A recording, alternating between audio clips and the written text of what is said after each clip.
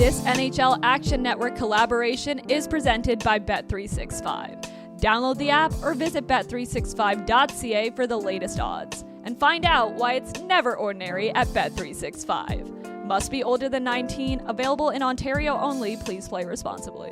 Another week, another coaching change in the NHL. How will that impact the NHL betting market? It's time for another NHL Action Network collaboration. Nick Alberga, Pete Jensen, and Michael Leboff. And shout out to our friends over at Bet365. What's up, Nick? What's up, Mike? Yeah, this is a big bomb that thrown by the Islanders, right? It's exciting from many different standpoints, Mike, and especially in the awards market. I do think that there is a glimmer in a couple of different avenues pertaining to the Islanders and what Waugh can do for this team.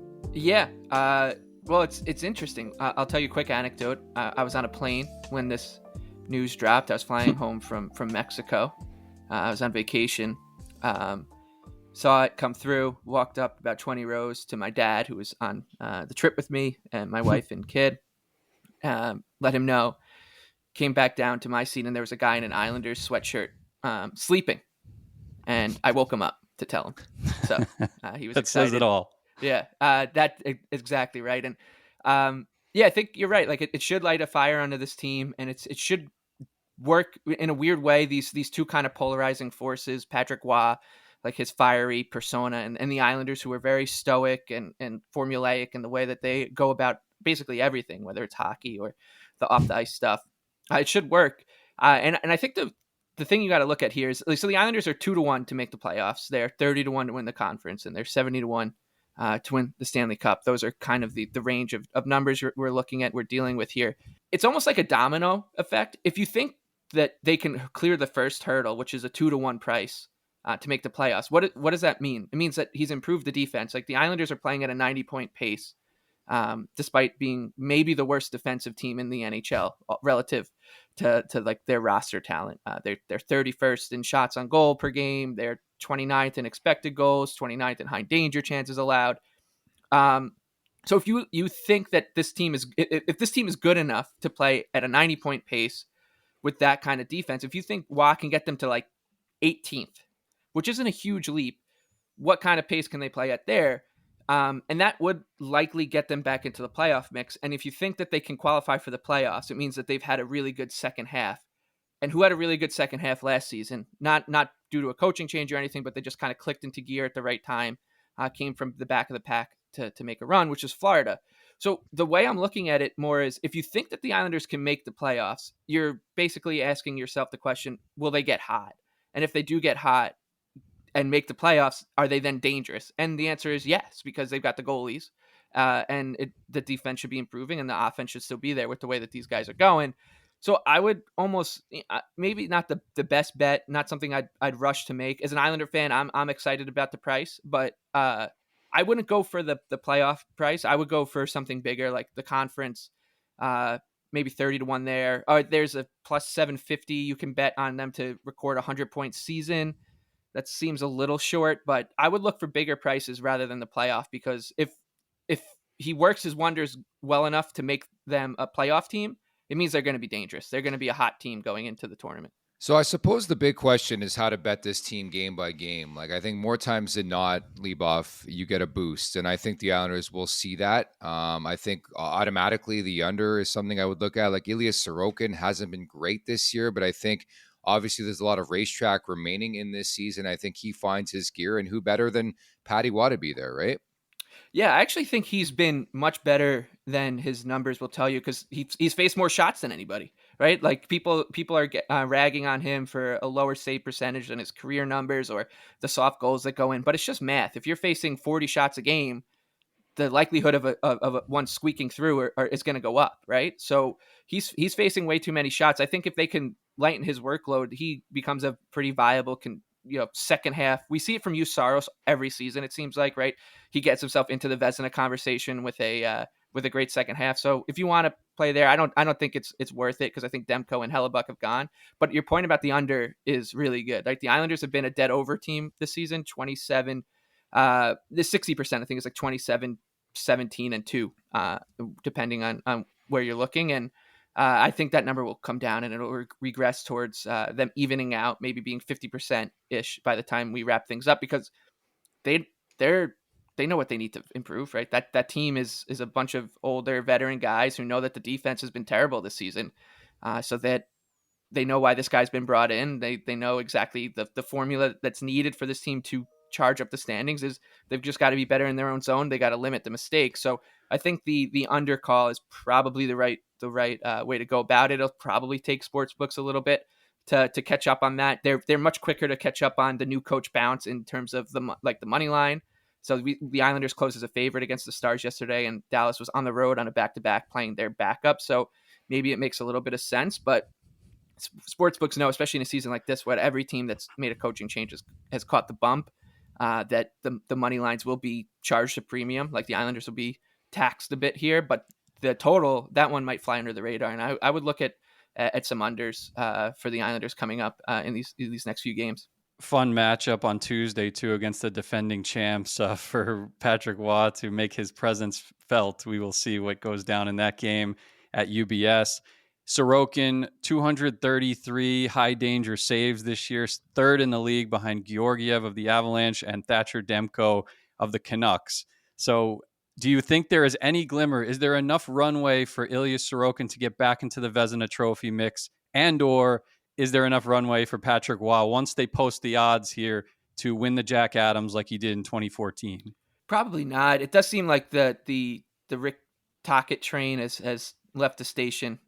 It's Tocchet and Tortorella for Jack Adams at this point, which is heartbreaking news for me and my man Andre Tourigny.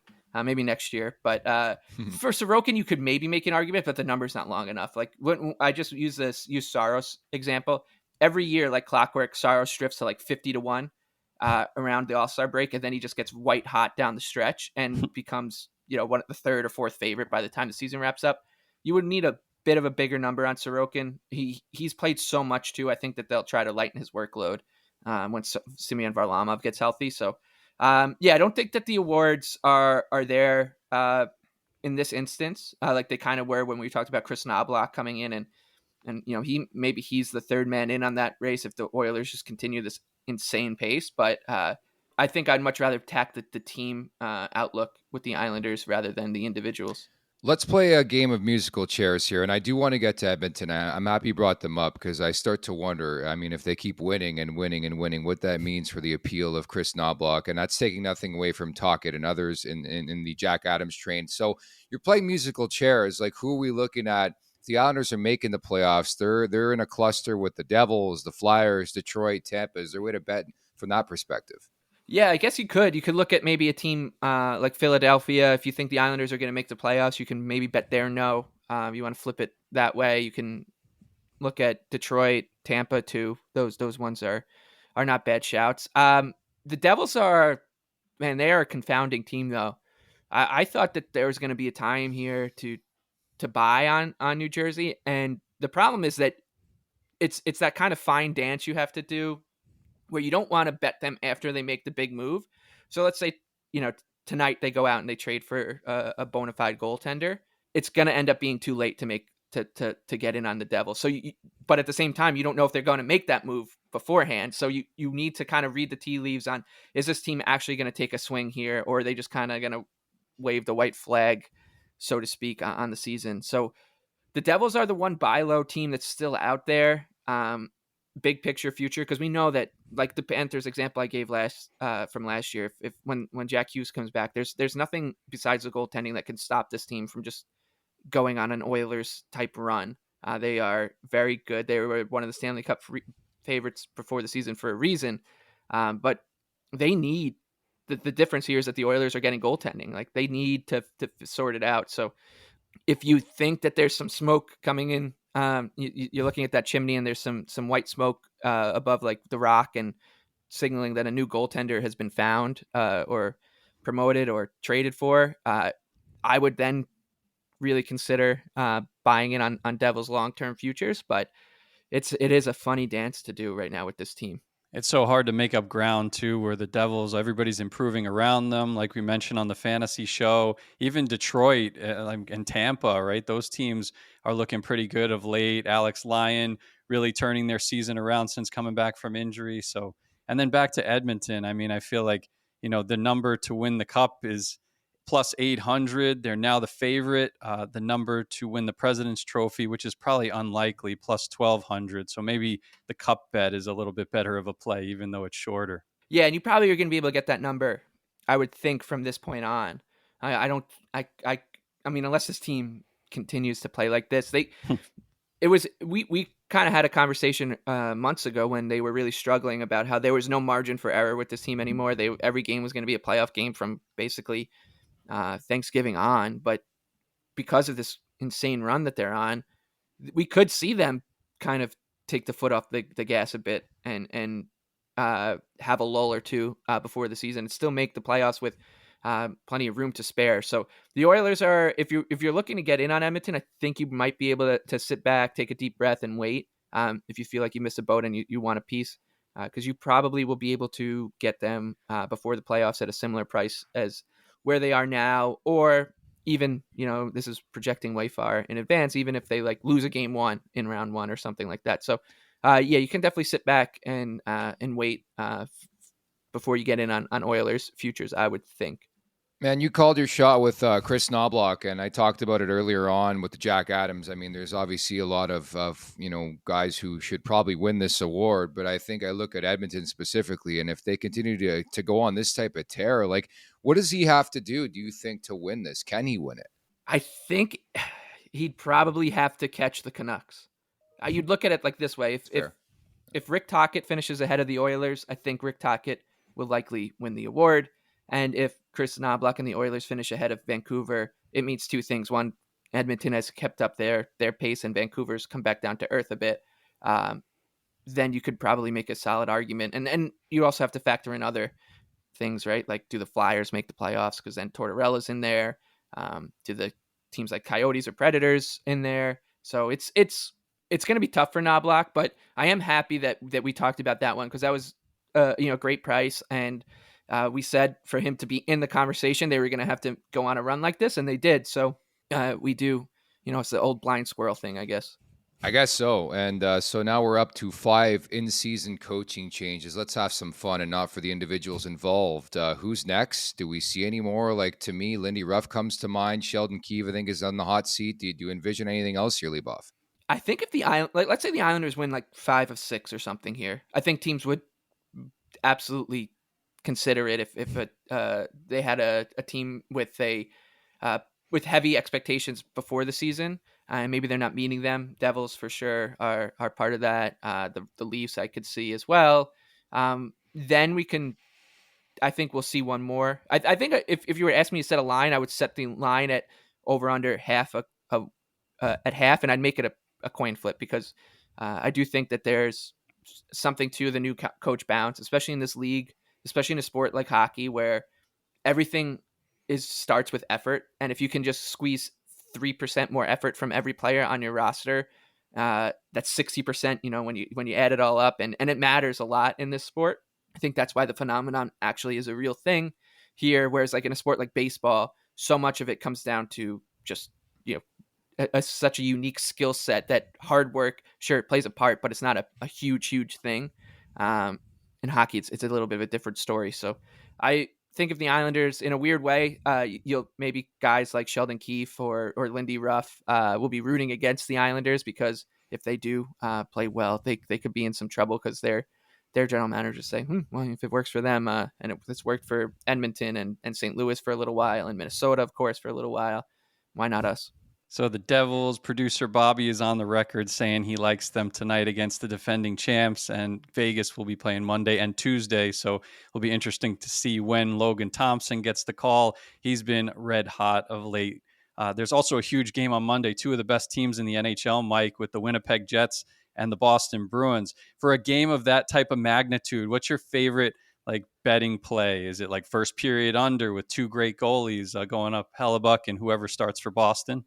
I like the overtime in this one. I think that these two teams match up pretty well, and neither one would be too disappointed if the game kind of just stays on script and is pretty more of a rock fight or a mud fight, and it's tough to get through the neutral zone because that's how these teams want to play. They want to play with structure, and they do it quite well, and they've got great goalies. So it's hard to envision a matchup between Winnipeg and Boston going too far off the rails and one of the teams just blowing the other one out of the water here. So the overtime bet should be live throughout the game here. That's what you're looking for when you're betting games to go past regulation. Like, does this profile as a blowout? And this one does not.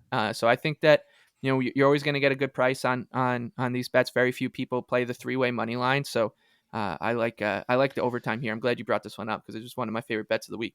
I like the under, and the other thing I'm going to look at here, guys, with Winnipeg over, we'll say, the next couple weeks, is somebody going to score more than 3 goals on them, right? So they got Boston, they got a home and home with the Maple Leafs, they got Pittsburgh, they got Philly, they got Pittsburgh twice, they got the Sharks. When does it happen, Leo? Like, this run is crazy, and Hellebuck's been a great story. Obviously, Rick Bowness too.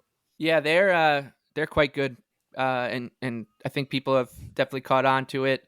The prices on their money lines now are getting to the point where you'd think that they were, a team like Toronto in October, or a team like New Jersey in October, like a Stanley Cup favorite coming into the season.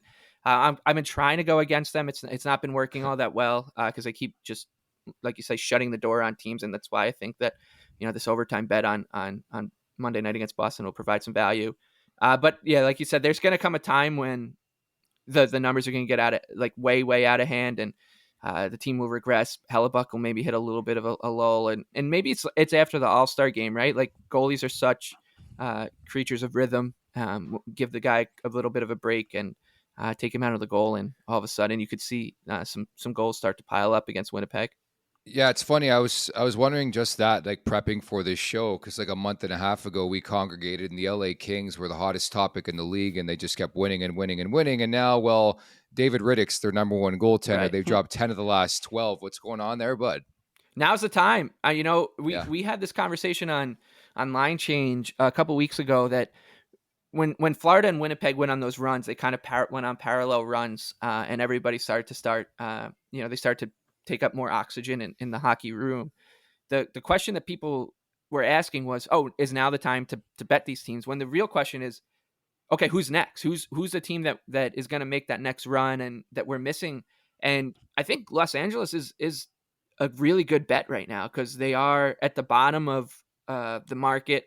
They were white hot. People started to get really excited about them for legitimate reasons. They were very good at 5-on-5. Cam Talbot was turning into a Vezina favorite all of a sudden. And it really does show you just how long the NHL season it is, right? It has so many different phases that 2 months ago, or whenever we were talking up the Kings, we were saying, like, Cam Talbot all of a sudden is in the running for Vezina. And if I would have told you then, like, yeah, but just wait until they turn the keys over to David Riddick, you guys would have never had me back on the show. Probably. Yeah. But that's just how it goes with the NHL season. Like, it's so hard to predict because it's not just the on the ice stuff that you're predicting. It's everything. Like, Patrick Roy, the Islanders head coach. If I told you that was going to happen in October, I would be, sent away. And it really is crazy how this goes. But now I think is the time. If you believed in Los Angeles back then, there's no reason you shouldn't believe in them now. Like, they should add a goalie, I think, if they are going to go for it this year, which I don't think that anything has changed. But the numbers starting to drift. If you passed on them because you thought you missed the boat a couple months ago, now is the time to start circling them, because there's a good chance that this team just puts it all together. They're too deep 5-on-5, and they're very aggressive in terms of like their front office. So I think that they'll identify their issues and get better. So Los Angeles is definitely a team on my list of opportunities to buy in on.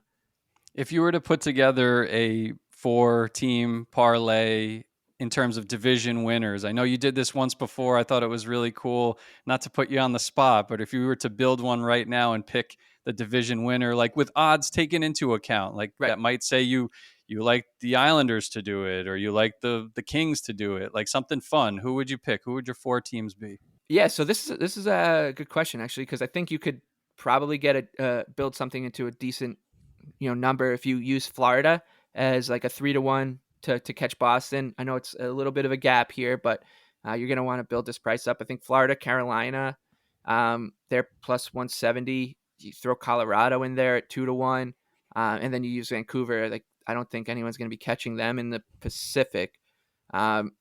all four of those teams, you should end up with a pretty good ticket. I can't do the math off the top of my head, but you have a 3-1 ticket in there. You got a plus 210 ticket in there, plus 170 and a minus 120.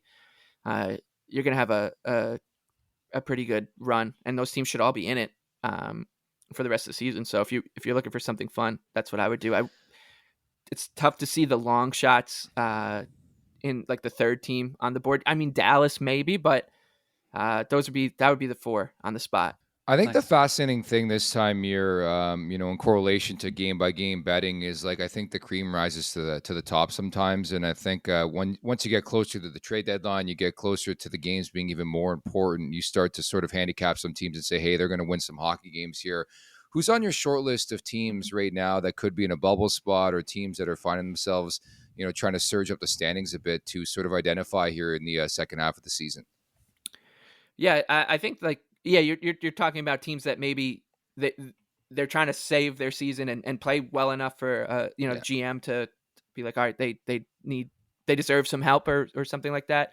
Yeah. The Islanders are definitely on that list. A team like Seattle, who I've been pretty impressed with of late, I think is on that list. A team like Nashville is definitely there, and Arizona. I think the Coyotes are going to be funny to watch here because they have a couple guys that, if they want to punt on this season, like Matt Dumba, for one, if they can trade him or a couple of their pending unrestricted free agents, they can recoup some serious assets and set themselves up pretty well for next year. But at the same time, this is a team that it's been a while since they've been even this close to a playoff spot at this point in the season.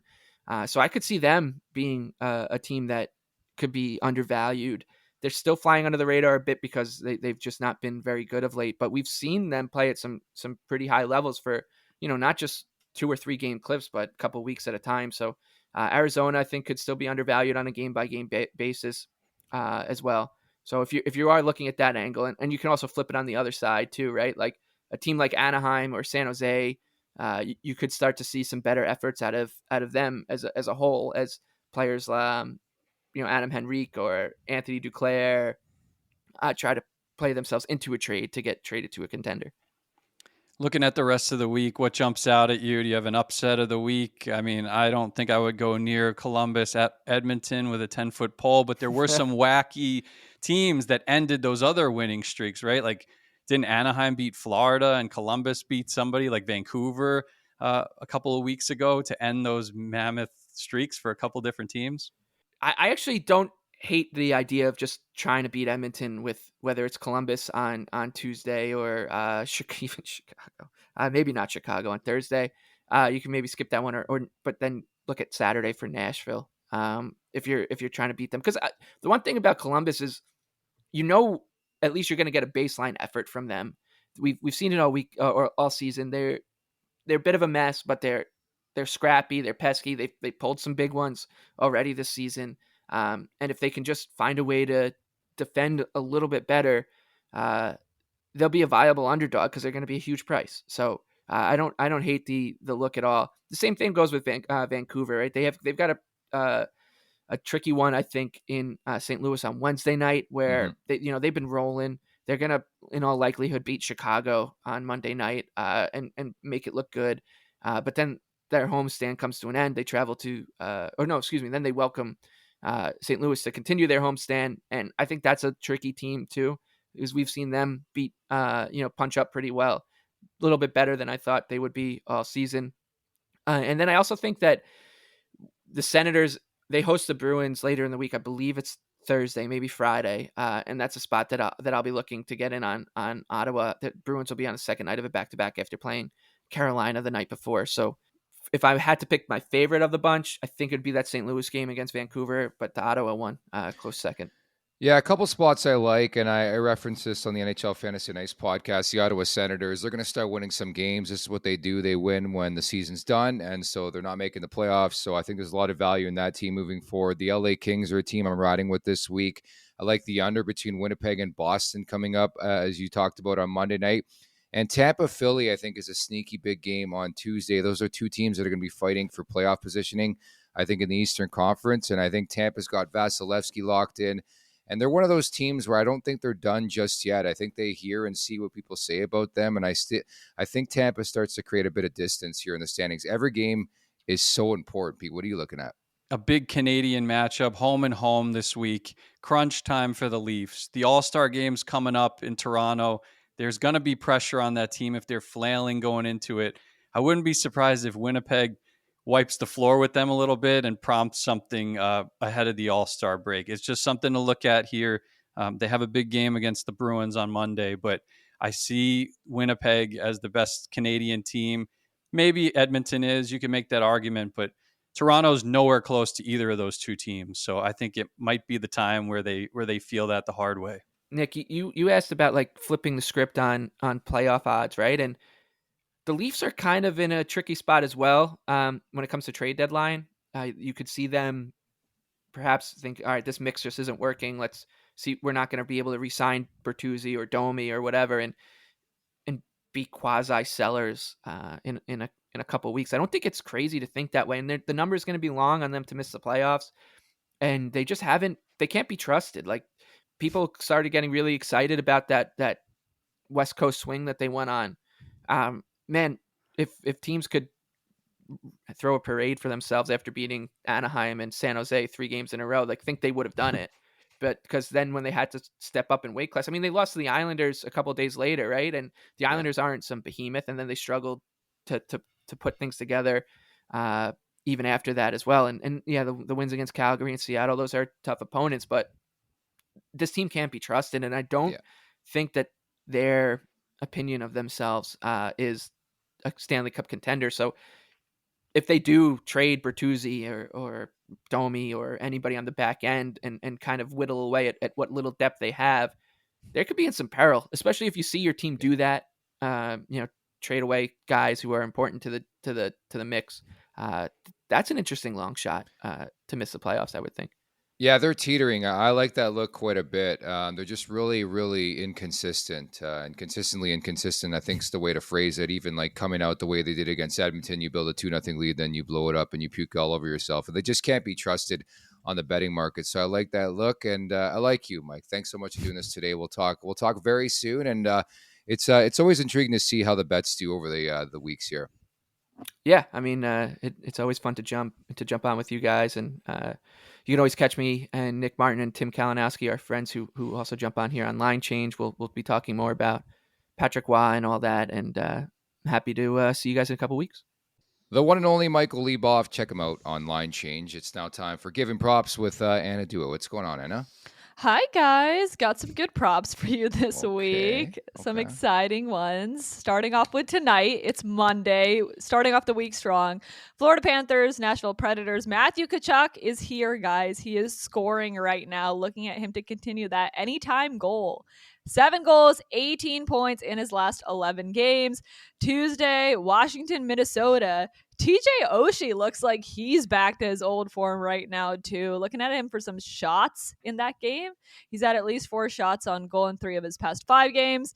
And Minnesota's allowing the 12th most shots on goal per game as of Monday, wrapping it all up on Wednesday.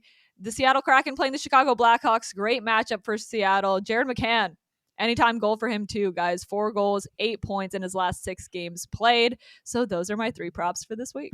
Wow. Giving Anna you props. Anna Dua, everybody. Wow. Thank you, Anna.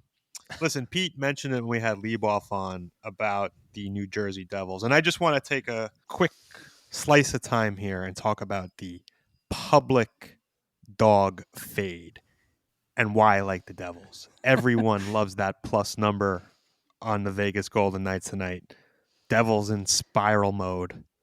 Give me the Devils, short favorites. It's the old Bob Bender public dog fade. Let the squares jump on the Vegas Golden Knights. Oh, I'm getting the Golden Knights at plus money, everybody. Oh, Party. Bob Bender slides in there, takes the Devils at minus 120, and it's a winner. Okay. And Pete, we're looking set and forward to the NHL Fantasy Nights podcast later on this week. Make sure to check out the waiver wire edition, the mailbag editions coming up this week too. Yeah, absolutely. And I wanted to just add one prop I really like for Monday. I know the Bruins are stingy with Swayman or Allmark, but plus 225, Nikolai Ehlers, my boy, Great Dane. He's got 8 points in his past 9 games with 5 goals in the span. And that price is for an anytime goal, 225. So I really like that. Also, Brock Faber entering the Calder Trophy race a little bit with Bedard injured and Kochetkov injured. Regardless of whether you think he's going to win it or not, he's on a 4-game point streak with 7 points in the span. This is the best stretch of this young kid's career. So tap into him sometime this week. Brock Faber, a defenseman, winning the Calder over Connor Bedard is not going to happen. I don't care what Brock does the rest of the way. Okay. All right, Nick. He's not losing that award. I'm sorry. There's nobody. Put a bow on it. Okay. Thank you. That's producer Bob Bender. Many thanks to Pete Jensen, Anna Dua, and Michael Leboff. Of course, I'm Nick Alberga. This NHL Action Network collaboration is presented by Bet365. Download the app or visit bet365.ca for the latest odds and find out why it's never ordinary at Bet365. Must be older than 19. Available in Ontario only. Please play responsibly. It's never ordinary at Bet365.